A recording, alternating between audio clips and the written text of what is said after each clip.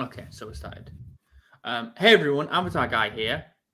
Today we're trying something new. We're doing a new podcast called Everything Avatar, where Anamanesis, Klee, and Ashen join me to discuss various topics related to Avatar, the broader universe, and ask some questions that you might have that maybe we can give insights to.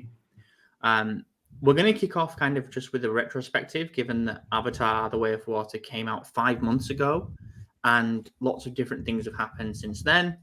I would say that it's interesting that now, 5 months later, things have kind of gone quiet again. The community has certainly got quieter, and there's less active members than there were around January and February, but there's still a lot to look forward to. For example, there's these rumors of a plan to build Avatar Land at Disney World Paris. We have Avatar Frontiers of Pandora coming out soon in the future. And there are also discussions being had about more comics and books that take place between Avatar 1 and Avatar 2. So, yeah, I think I'd open it to the floor and ask everyone from, I guess, December to now, what are the things that have stood out to you? I'm immediately thinking about the real Navy Patriot fact-checked meme and the Wainfleet memes. Yeah, You're gonna have to explain what those are, Klee. Oh, Yeah. I mean, just look it up, guys.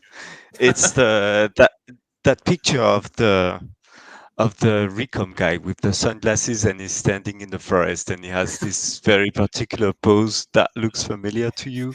Mhm. And yeah, I'm sure you've come across it on the This post internet. has been fact checked by Real Navi Exactly. Patriots with the green tick, and then the other one of Wainfleet where he's smiling in the background.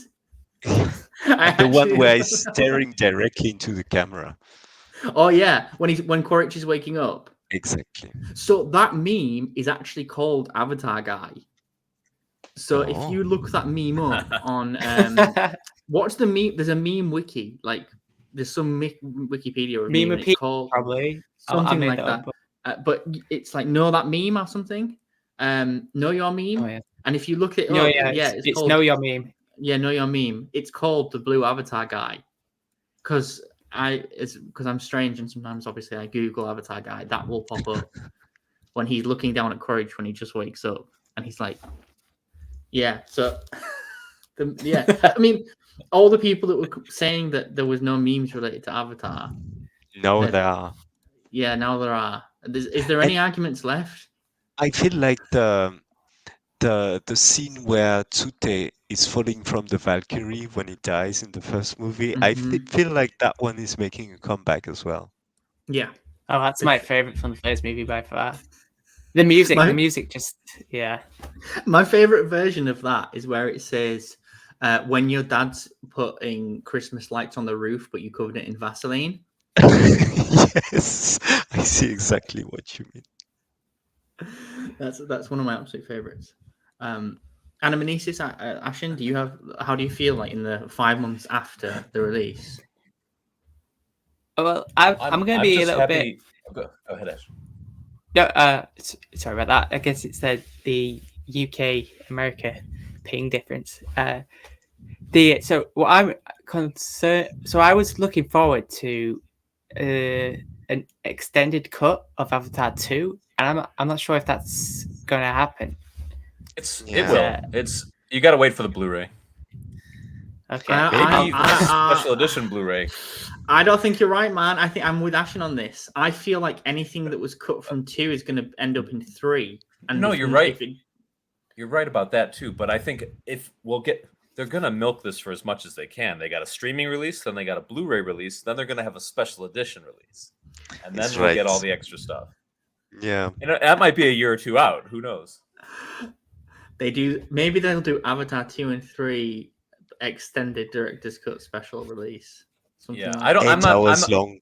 No one. Yes. I'm not expecting 8 hours. Maybe 3 hours and 45 minutes. We're not going past 4. I would love the 10-hour cut. We all would. Give us the 10-hour cut, Jim. It exists. It's out there. It's in Jim's mind. The infinite hour cut is in his mind. You can see on his video interviews in front of his editing computer, he's got like hours and hours of clips and stuff. You know it's there.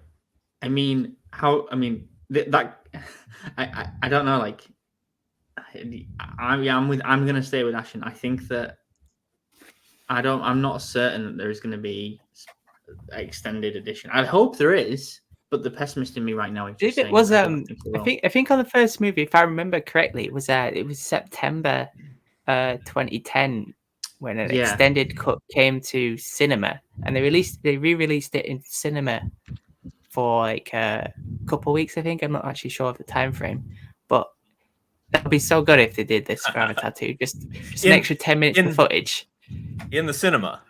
Yeah, of course. Yeah. This reminds me. I think I'm not going to mention names of anybody, but I recall seeing certain other videos of people saying on YouTube, "Oh, we need an extended cut in the theater. That sounds like a dream come true." And I'm like, "Oh yeah, holding your bladder for 9 hours and listening to other people talking all day and playing on their phones all day, and coming in and leaving over and over again, and bringing in food.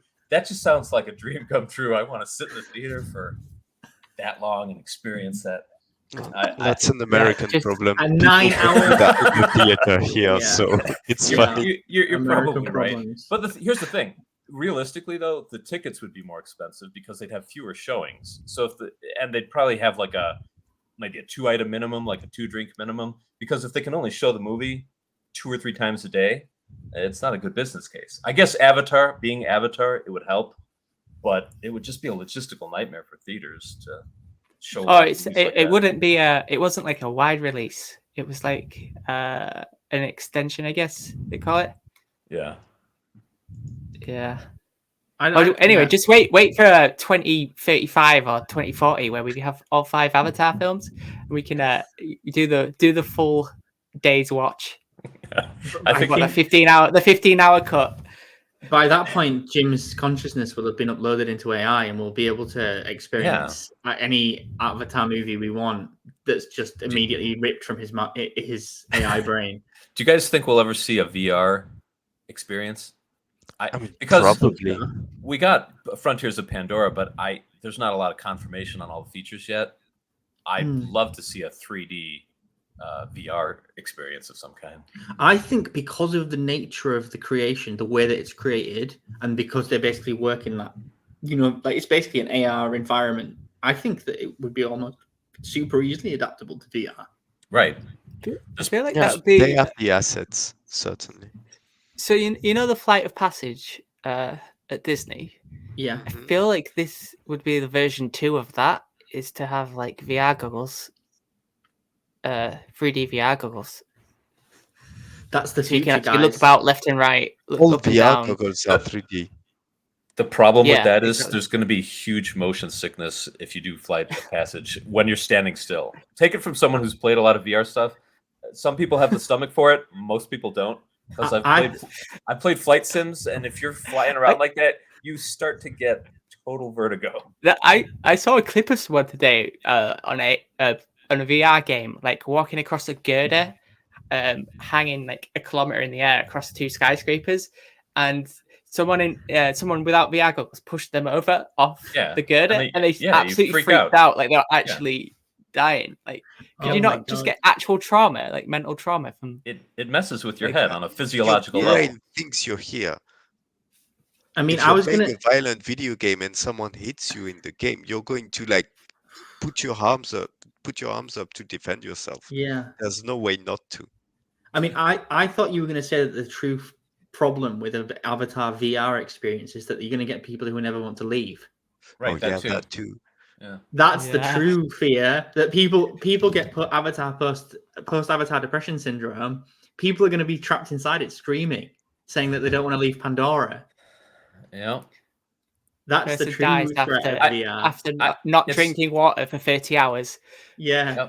Yep. It's happened. I mean, I'm not even susceptible to that, but I played a few VR games where I put the mask on and like the sun is still up, and by the time I take it off, it's nighttime, and you don't even know where all the hours went.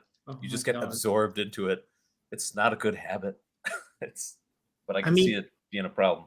That sort of touches on our next topic, which was the question of, will future Avatar movies be generated or rendered? and this was because there was this article that talked about how in the future they're going to be generating a lot of the imagery, like things like Midjourney can generate images, and that they would feed it all the avatar stuff, and then instead of having it rendered and created by artists, you would have it generated in the from an AI that's been trained on just avatar, and that actually if you combine that with a VR experience, that you were going to end up with worlds where you could just go into it and it's a procedurally generated Pandora.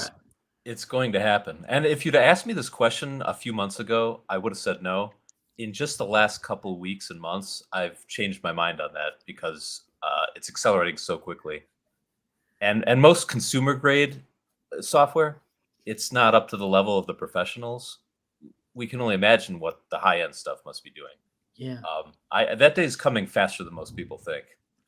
I think I'm going to take the counterpoint on that, because with these AI image generators, you put in words and you see what you get out, but you don't really control what you get out. Whereas if you do it like with 3D models, the old-fashioned way, you can decide exactly where this rock is and you can rotate it a little bit if you want.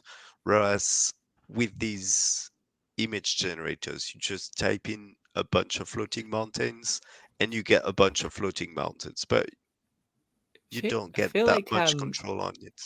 It would have to be like a bespoke image creator, because the input we get to use is word prompts, but it actually can take I know ChatGPT-4 can take images. So I would imagine if Avatar was to do this, what it would do, it would still do what it's doing now with like the virtual sort of virtual reality, taking recording it. What's it called? Sorry, the volume, the volume. The volume, yeah. The visual capture. So they capture like the performance capture and get all the movements of the actors. And if they could like generate some like low resolution version of a scene, it could take that image and then use the AI image generation to like make it look film ready, something like that. So And it you could massively also speeds up do ask your AI to make a leaf texture, and then you sculpt your leaves the old-fashioned way, and then you can apply that texture. You can combine it in interesting ways, but I don't think you're going to like get a movie where they just generate the whole background. But I don't think it's necessarily going to be generating the background, although it might be. I think it'll be more like Ashen said, that they'll give it the super basic thing, and then instead of sending it to Weta to render it, they'll generate it in terms of it'll be able to generate the 3D model like super detailed, and instead of having to render each frame, it's just got the super detailed 3D model now that's just been generated based on all of so those. it would originally look like an actual video game to start with, and that's done using the software they have, and then using AI would upscale that video game to look like film ready. And building on what Ashen said, I've already seen just in the last couple of days or the last 2 weeks, people are developing algorithms to capture video footage, whether it's 3D motion capture, performance capture, or 2D camera footage, where they can take. It's amazing what the software can do. They can take a video of somebody like dancing or doing a performance, and then the AI can analyze that, develop a 3D model without having the sophisticated motion capture rigs. Oh my God. And they can make a very close animated approximation of it, which is, it has this kind of painterly look, kind of like Into the Spider-Verse. But it's fun to look at. I'm sure the day is coming where we're going to see a movie that has that animation style.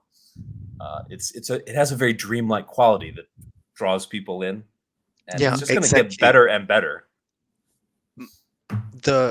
I feel like the dreamlike part of it makes it so you cannot control every single detail, like James Cameron likes to do. Right. Like every leaf, he has xenobiologists, like speculative xenobiologists, making up leaves for him, and he's not going to just have an AI make some strange alien weird.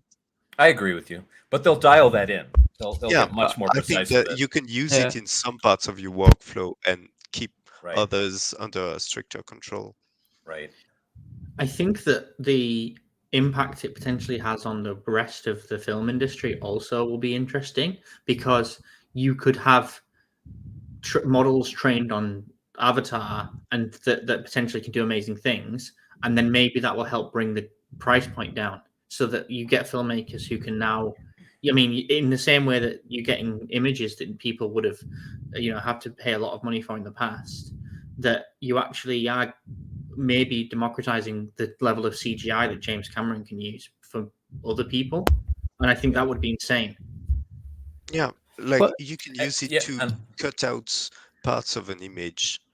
If you want to do some compositing, you can use the AI to help you separate the layers. And that's something like the viewer of the movie never sees it, but it makes the movie making easier. yes, and I was going to mention too that I can picture the entire. People are talking about how jobs are at stake with this technology around in all kinds of industries. I can see this stuff putting concept artists and painters out of a job, because in a fraction of the time, in a minute, you can come up with conceptual drawings and just iterate on them endlessly. So feel like you have to that's not wonder, a- like, sorry, I feel like it's gonna half those jobs are gonna people are gonna like use it as assistants. So those people who'd originally be doing concept art will use Right. these AI tools to make the concept art, because who else is gonna do it? Like they have the mind to know what they want to see. They just have to draw it also. Now they don't Yeah. have to draw it But themselves. it's gonna improve their workflow. It might take them a couple days or a week to draw a painting. This thing will do it in a minute. I mean, they could. I mean, I think that it'll be in between. That they'll feed it one of their initial concept Yeah, art pieces of yeah. art, and then it can generate iterations of that. Yeah, that would be so Based good. on- You just give it a sketch and it just turns it into something. Oh my god, yeah, that would be insane. It's already doing that. Yeah, you can Yeah. do that on your computer if you want to. Yeah. Yeah, everyone check out Midjourney and Stable Diffusion if you haven't already, and you want to generate your own images. It's kind of mind blowing. I'm at a loss for words. I mean, so this leads to the next big topic that I wanted to discuss, which I think is one that I don't know if I've seen anyone else discuss this, but the question is, why isn't there AI in Avatar? And that basically means that in the future of Avatar, which the original movie takes place in 2154, and that given that we're currently in 2023 and we're seeing things like generative AI, ChatGPT, Midjourney, Stable Diffusion, and all the others that a lot of other companies are developing, where is AI in the future of Pandora? We see Earth very briefly in the extended edition of Avatar, and there's no AI that we see. We see the RDA, and they don't seem to be using AI for anything, which makes me think that there is no AI in the future that we see in Avatar, and that my kind of opinion is that James Cameron has decided that probably there's been some kind of like policy in place that just says, look, we don't make AI. Maybe he's going to like fill it in. I actually don't think it'll ever be answered in the movies, because I just don't think it's necessarily something he wants to explore. That he already had Terminator to just explore questions of AI. So yeah, I guess that's my view, is that it's super interesting that AI doesn't exist in 2154 in the Avatar universe. But I think that the reason is that probably on Earth they enacted some policy to stop AI getting out of control, or to stop it replacing humans, or something like that. Where do you draw the line between the autonomous robotics and AI, though?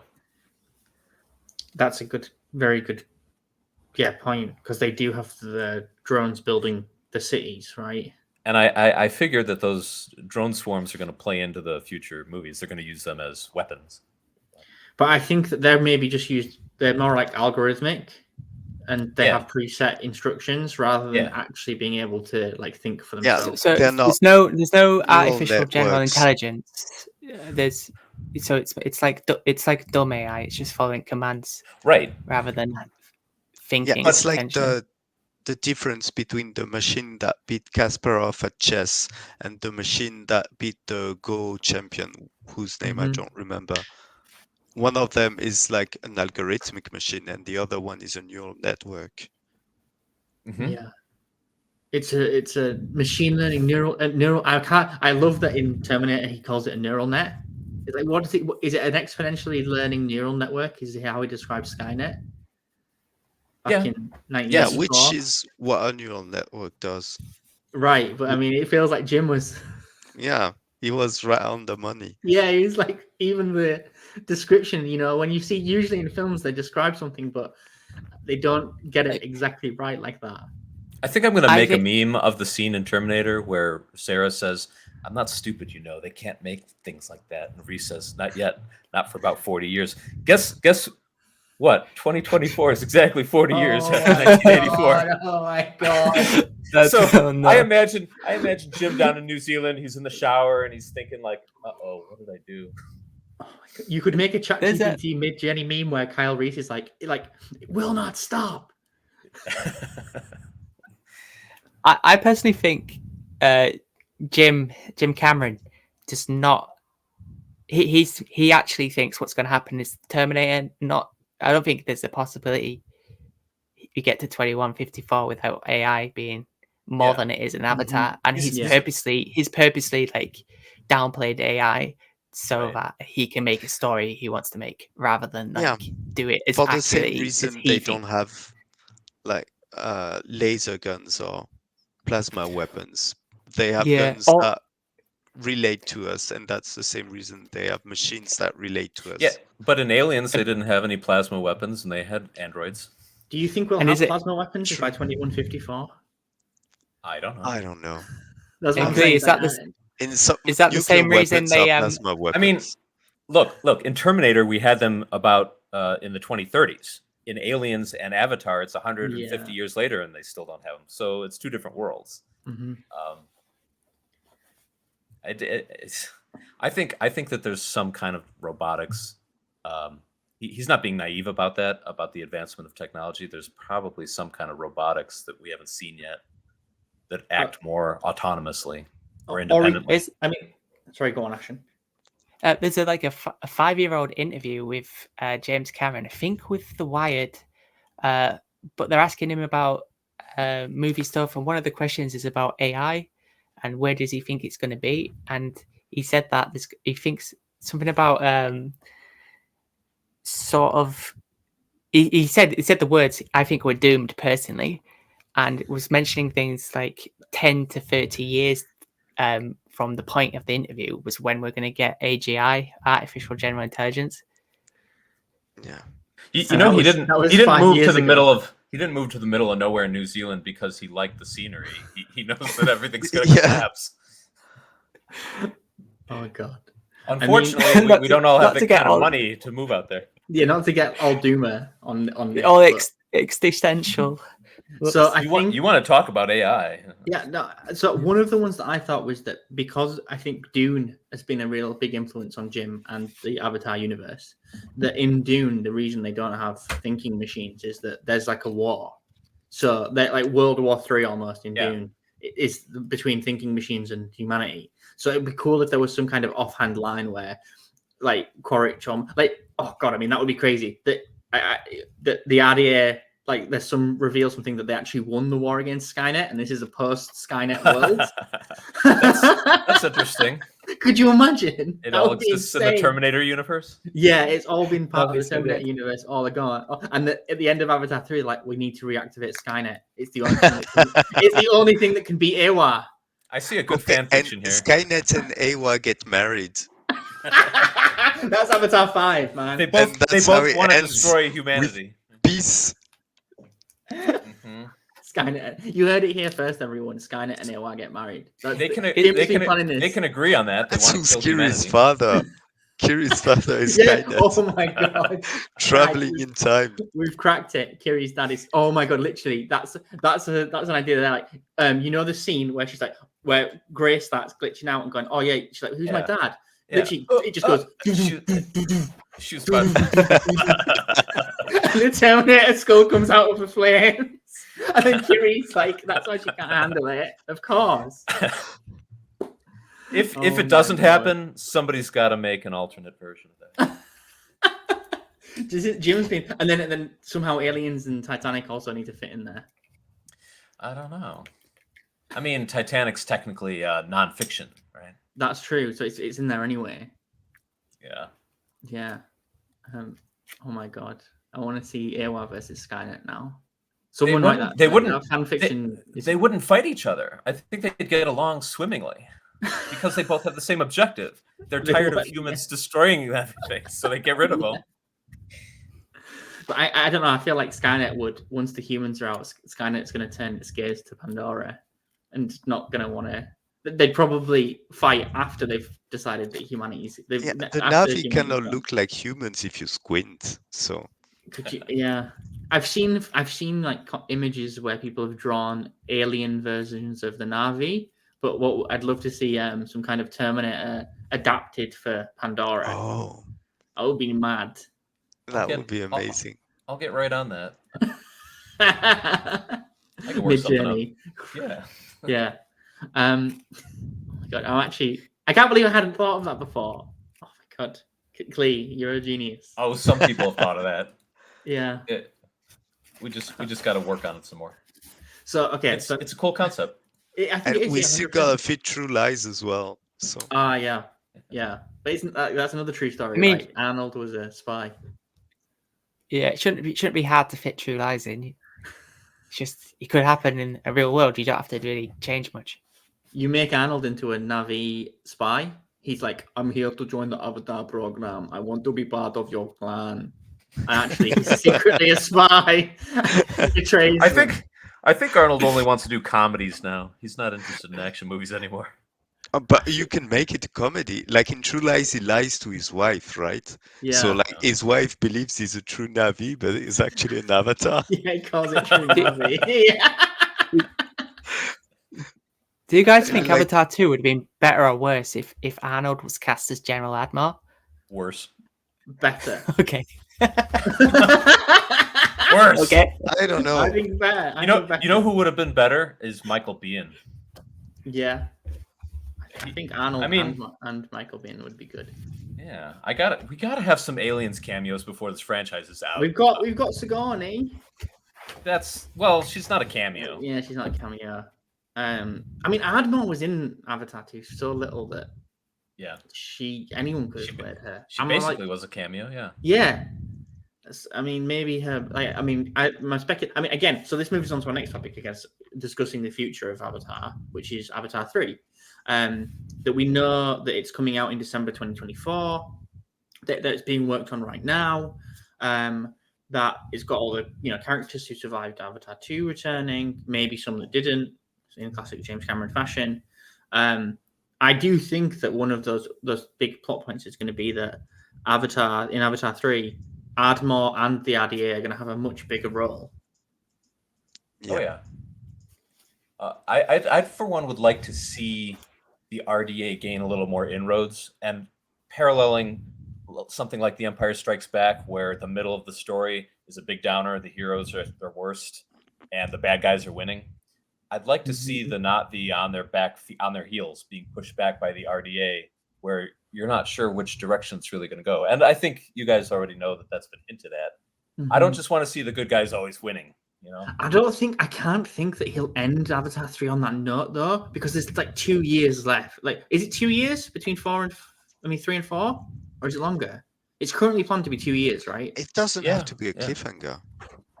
But Well- if it just ends really dark, if he ends Avatar 3 in a really dark note, it'll be like, Quaritch's job was to find Jake, right? He's found Jake. Now Ardmore can send in like the real big guns. yeah. Right. That's also one of the plot points that I kept thinking about, was that in Avatar 2, the final climax of the battle is literally them versus a whaling vessel. Right. They haven't faced the military at all. Right. They're not equipped for combat. Yeah, I mean, they don't even fight an amp suit. yeah. There's Mhm. 2 helicopters on that boat. That's it.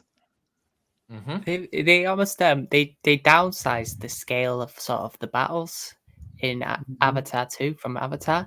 I think so that my personal thought is that so they can gradually up it each from 2, 3, 4 to 5, Right. so it feels more They're epic. gonna exactly. Ash and Yeah. It's like if you started ahead of Avatar in Avatar 2, you would have like probably hundreds of boats, and it would already been pretty bonkers. Then it ends up looking like Star Wars 9, Yeah. where there's a billion ships and you don't Yeah, care it anymore. doesn't make sense. Yeah, there's just no sense. It's like sense of scale when it's at that level. It becomes think- meaningless. I think there's just going to be like one big ship, like a Titanic-sized ocean liner. The Like, ISV Titanic. That's Yeah, how it ties yeah, it all and they're- together. We They're all talked gonna about attack this it. before, staring at the satellite picture. Yeah. We talked about that giant ship. I know. We want And to the see the captain of the ISV Titanic is Leonardo DiCaprio. that. That's how Jim ties it all together. Does he shout, "I'm the king of Pandora" from the? Yeah, that's the final line in the entire saga. Like, yeah, and everyone gets what all the people who were saying, "Why don't they just nuke the planet from orbit?" They get It's that's what they get what Avatar they time. want. Yeah, it's Avatar time. Yeah, and then the ghost of Wainfleet, you just see him smiling above the clouds. The Force Ghost of Wainfleet. Yeah, the Force ghost of Wainfleet just smiles at Leonardo DiCaprio's character. Yeah, No, I want to see all of the Ricoms smiling at Quaritch in episode 3. They're Force Ghosts.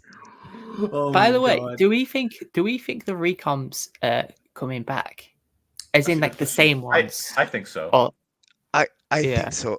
And I think it's going to be. I don't know if we'll have the time to actually see it in the movie, but like the relationship between the Ricoms who saw their friends die and the friend who's there again. And like, you don't know what it was like the first time we went out, but I do. And this took better. we this get time. But get but sunglasses guy back alive. Yeah.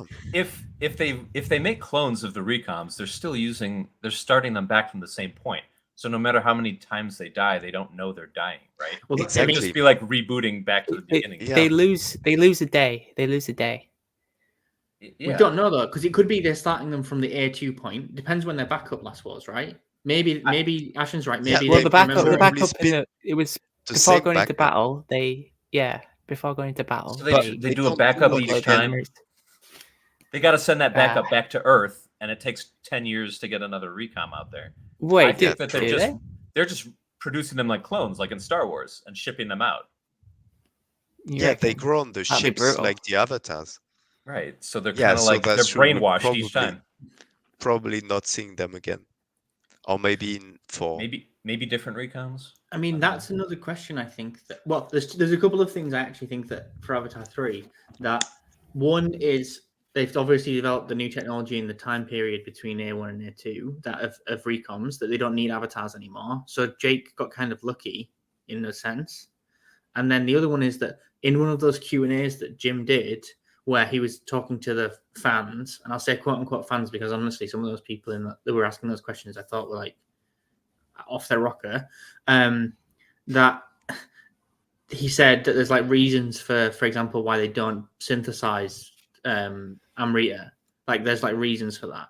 So I hope we get more of those reasons in A3. Also more recoms. I mean, I think we were discussing this privately that the scene with the recoms on the ISV is like very reminiscent of the scene in Aliens. Yeah. And that I really wish that scene had been 10, 15 minutes longer. Just Yeah. because every time one of them died, sometimes I just wouldn't know which recom it was. And it didn't feel, I felt like it could have been way more Right. emotional and impactful if you'd had that characterization early on. I agree, but there's also the bad guys. They don't want you to form an emotional bond with them, I Yeah. guess. I And think for Jim this wanted to get reason, into it. we're not going to see more recoms. It's just going to be the 2 that survived, and we're just going to get to know them better. I mean, obviously, we've gotten to know Quaritch again, but Wainfleet not that much. And maybe So in the it next is- movie, it's just going to be Quaritch and Wainfleet, and we'll just spend more times That, with them. that is true. I mean, technically, they didn't kill all the recoms. I think Jake Mm. threw Wainfleet off the side. He didn't kill Yep. him. And Right. Yeah, Wainfleet made it. Wainfleet's not confirmed dead. There's no way he Wainfleet's not died. dead. But- I don't but think I- he's dead. I think Neytiri's going to get to kill him, and it's going to be Yes. slow. Yes, but I do agree with Avatar Guy to an extent. Even though they are the adversaries, I think it's important to flesh them out so that there's this gray area in the conflict. You understand that they were once people too, and they're doing the wrong thing, and that seeing all these people fighting each other, it's not a good outcome, and so you feel emotions on both sides. Mhm. Yeah. Maybe that's too nuanced for a movie like this, but I don't think so. I've talked about this before, but I don't think Courage is going to stay a minion of the RDA forever. No, I don't think so. no, either. no. I think that'll change in the next movie. I think it's going to change in this film. So what's going to happen is that he's going to get cast aside because he like failed his mission, and he's Right. going to hate that, Right. and it's going to start from this move from Avatar 3. I don't even know if it's because he failed his mission. I think it's partly going to be because he's like now torn between Spider and the RDA. That too. The fact that Spider saved him and that that they're asking him to do things that are basically against him. And that's the point where the RDA lures in Spider with the prospect of an Avatar, right? I don't know. Yeah, I mean, so I wanted to say I don't think we're going to see more recoms. I think that I think the antagonists there will still be Wainfleet and still be Quaritch, but I don't think my feeling is there won't be more recoms like there were in A2. I think that the other antagonists are going to start to be the Ash tribe, the one that Jim's talked about. That they're going to be the ones that become the new like recoms of the sequels. How much of that opinion is informed on the script leaks versus what you want to see? None of it. Like that's literally like not considering any of that whatsoever. We're not going to talk about those, right? No, we're not going to talk about those. Okay. But to the context for anyone who's watching, there was in the behind the scenes featurette of Avatar 2, there was a couple of script pages that were shown that turned out to be from Avatar 3, and I think that's emblematic of the production process of 2 and 3 were made side by side, and that's maybe why some of them were kind of leaked. Yeah. Did Disney ever realize they leaked it and like pull back the episode? No, I don't think so. Strange. Yeah, it's interesting, right? Although I guess very few people like think about it. The general audience is going to dig into those. They don't care. I don't think, and the things that I think were leaked in those pages aren't actually massive and spoilery. I think that it's not that big of a deal. I mean, I was actually kind of shocked. I think Avatar 2 is a very difficult film to spoil. Yeah. You know, that's why it's rewatchable, though. Yeah, I think that's why films which rely on like a twist rather than the actual and actually content. The more I think about it, James Cameron films in general are hard to spoil. I mean, they openly showed the twist in Terminator 2 in the advertising, right? And everyone was like, "Oh my god!" But everyone knew Titanic was going to sink. Exactly. Everyone knows that they're going to die. Titanic's going to sink. Like that's what makes them rewatchable. When you're watching the film for the spoiler, you're not watching it for the film. And I don't know. I think that's part of Jim's genius and what makes his movies rewatchable. Yeah, it almost is. You can't spoil them, but not really. Apart from like die-hard fans, I think you can spoil things. But yeah, I think for the general audience, I think it's a very, very difficult film to spoil things because it's not the destination; it's the journey, right? And the experience. There are definitely spoilers which take away from the first time, though. Like for Avatar 3, it'll be things like who of the family. The Sully family dies next, and who's Kiri's parents, that sort of thing, or father. Yeah. We just thought it's Skynet. We know. We've spoiled it. Yeah. I just want to see Kiri eventually say, "I got to take some samples," or some kind of quotes. Yeah, quote from Grace. I know I said they shouldn't do too much of that, but maybe one callback to Grace. But I think on that point there, Ash, in the rewatchability, like and knowing the spoilers, I think a second watch for me was my favorite watch of all the times I've seen it. Knowing the stuff and being able to kind of just, and maybe it's again because of the whole we analyze Avatar, but I think the second time for me, was like the second time yourself go. The second time for me was better also, but I think it's because I sat closer to the screen. Yeah, me too. That's true. That's true. Yeah. The nice thing about repeat viewings is that your conscious mind and your subconscious mind are more distinct, and so the things that you already know in your conscious mind, it frees up your subconscious to think more about those other concepts. Yeah, you're not trying to figure out what's happening. You right. Feel. Yep. Yeah, and I want to be that you feel that you want to be on Pandora, and I'm crying and saying, Jim, put me on Pandora. Okay, so I think we should move on to our final segment, which is Anamnesis' theory that I don't fully understand yet, but it's something to do with the nature of Pandora and the question of whether Pandora's a honeypot.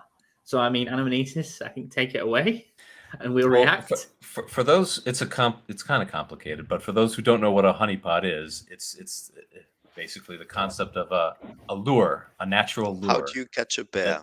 How do you catch something? How you got to lure them in. So the idea is that Pandora is actually we agree that Pandora is some kind of living organism or a living consciousness, and that it's actually drawing in technological species from other areas of space in order to lure them in and then spread its own seeds out to other parts of space. And this is not a new theory either. There's like stuff about alien cellular experimentation on Pandora hinted at in the original Project 880 script. And it's not a new sci-fi concept either. There's other stories like this. Jim already implied the notion that Pandora and Awa could use its flora to spread pathogens as an attack vector against other invasive species years ago. And there's an old meme too, I think, the Avatar iceberg that references this as well. It's got some fascinating deep theories on it. We'll do a episode of everything Avatar. That's again deep dive into the Avatar iceberg, because when we did one before, I think it was quite popular. Yeah, I mean, you guys know Pandora and the Na'vi have to be 15 million years old. At least the Na'vi are 15 million years old, right? Yes. So who knows how long things have been going on there? Maybe Pandora's even spread its seed to other parts of space that we don't. Yes, that we don't know maybe about. Pandora is not the birthplace of. Right. Yeah, that's what I was going Right. to say, Clay. Yeah, it's It just one. was- It's it one was- iteration of nature. Yeah. That would be crazy, right? I mean, Jim would love to do that. That you know, like but like there's a name for it. I can't remember it right now. But the idea that life came from space. That's the ultimate big twist. Is that Panspermia. actually Yeah. panspermia? That's it. Yeah, that actually it turns out that Ewa and Earth have a that same common one. ancestor. And then the whole thing of Jake being like they killed their mother. That Jim's like Earth used to have a Ewa of its own, and that now it's dead, and that one of the leaked, one of the rumored names for Avatar 5 was the Seeds of Ewa. So I mean, Right. that, And you guys, that part of it isn't so far fetched. right? I'm sure if anyone's a fan of science fiction, they've probably seen Annihilation too, right? Yes. It's kind of like an inversion of that. It's kind of a dark take to suggest that like the biome of consciousness that exists on Pandora is actually an invasive force in itself. And Or the Marquino version of what's that movie you just mentioned? Annihilation. Annihilation. 2. The Marquino version is Yeah. Stalker Mhm. by Andrei Tarkovsky, who everyone should watch. Everyone should watch it. It's called Stalker. It's really I'd love that. Although I don't know if Jim would go that the cosmic horror. But route. it doesn't have to be horrible, because, like, imagine when Pandora gets to Earth, when Awa gets to Earth, it doesn't destroy all of the species that live on Earth and replace them with the same ones from Pandora. It would No. merge with them. Yeah, Make and them- it takes a long time. It doesn't happen overnight. Yeah. And so it doesn't destroy Earth. It just preserves it and makes it even more vibrant and diverse. It's like a restorative force. It goes to other Exactly. places that have been destroyed or abandoned or whatever and brings them back to life. Well, if it spreads by finding technological civilizations that are capable of interstellar travel, odds are this civilization come from worlds that they destroyed. Right. It's kind of like a alien, but in reverse. It's a good alien Yeah, that fixes that's nature. a very It's- interesting instead of way to put destroying it. And speaking, I mean, you were talking about since we're talking about Annihilation, I would suggest even if you don't want to read all the books in the trilogy, and I haven't, but at least go and read the synopsis by Jeff Vandermeer for the Southern Reach trilogy, because that's what it's based on. It's a lot more comprehensive. It's good. It's high concept sci-fi. It was what Annihilation was based on. Yeah, Jeff Vandermeer is a really good. Like I've read some of his short stories. He's a really good like speculative sci-fi author. He's really Yeah. cool. Although I don't think that Jim's intention is to go to that high level of a concept No, in terms no. of story because he's just No, keeping of it course, simple. because a movie is not a book. Right. So you always have to make it more visual and more Yeah. immediately understandable.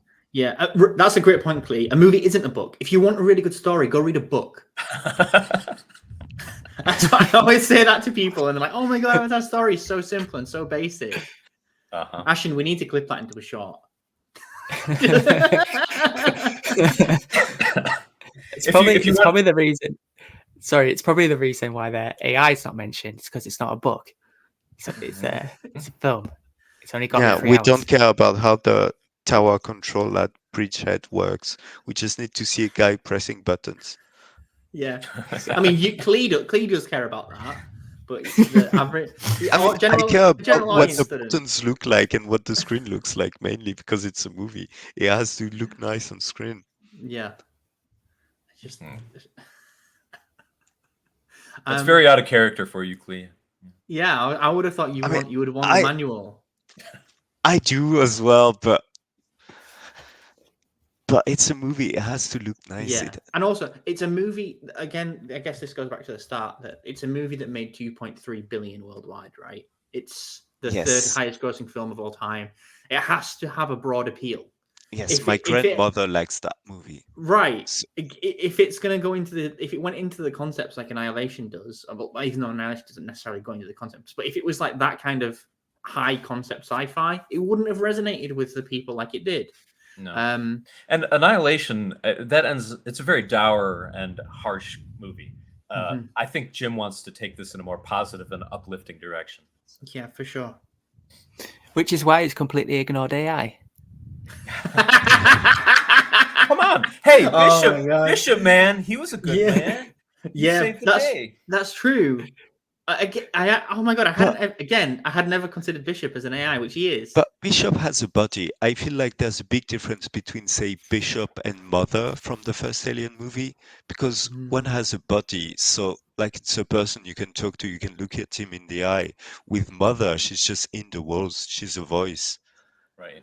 And I feel like Bishop isn't so much an AI as is an android for that reason. Are you saying that the way we stop AI is giving them bodies, Clee? Like make them I feel go, like give if you AIs give it bodies. a body, it makes it different. Right. He prefers the term artificial person. Yeah, true. No, but exactly. I mean, it's right there. But there are also two technologies separated by several decades. Like Mother was just a ship computer, and he's an android. That's true. I mean, I understand you're drawing a comparison, yes, but they're like two distinct things. Can we Sorry, go on, Anisis. No, I feel like Jim wants to honor Isaac Asimov's laws of robotics in his works. He does it in Terminator as well, and I feel like he wants to go in that same direction here too. I was going to say, can we just take a moment to appreciate? Imagine making Terminator and Aliens back to back, like within 2 years of each other. Within 2 years of each other. Oh my! Is there any filmmaker who's banged out like? And he was barely even 30 years old when he got him. Yeah. That's oh my god. Could you imagine a filmmaker nowadays putting 2 films out of that level of quality back within a 2-year period? I've thought about it before, and I can't make sense of it either. Yeah. Not that fast. James Cameron is incomprehensible to the human mind. His achievements are just far beyond. Maybe AI. Bottom of the iceberg right there. He is the AI. He's been the AI all along. He was trying to tell us he is the AI sent back in time. Mm-hmm.